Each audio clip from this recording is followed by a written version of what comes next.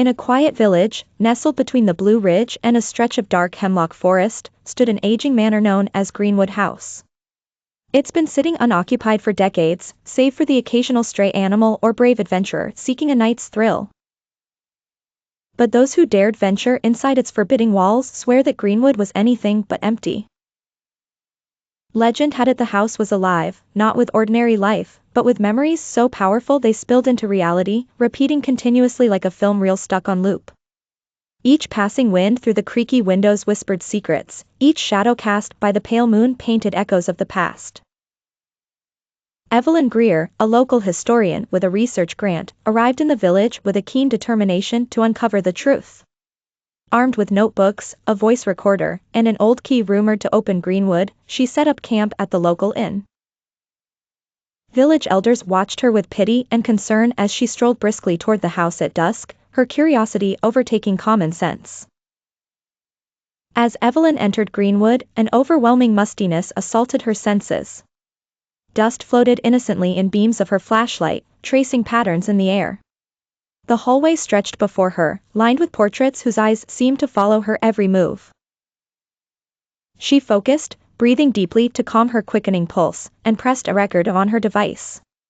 Her soft voice narrated her environment as she explored, each room steeped in a rich, eerie history that refused to stay silent.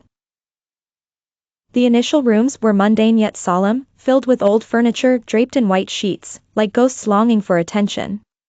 But as she ventured deeper, shadows grew bolder, forming grotesque shapes that seemed almost sentient. Her heart skipped as she came upon a narrow stairwell leading to the basement, a place villagers warned was the heart of Greenwood's restless energy. With a mix of trepidation and determination, Evelyn descended, each step creaking ominously in the silence. The basement was untouched by time, an eternal maze of rooms cluttered with forgotten relics and relics. Amiably curious despite herself, Evelyn began sorting through the rubble until her hand met the cold spine of a forgotten tome. A diary, its pages yellowed and fragile, yet the words still dark and legible, lay before her. As she began to translate the archaic script, her surroundings subtly changed.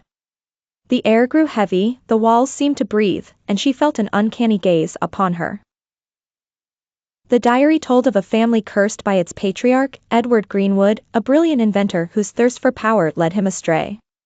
His tragic experiments with time and reality fractured their existence, binding their souls in a perpetual loop. As she delved into the text, Evelyn realized she wasn't alone.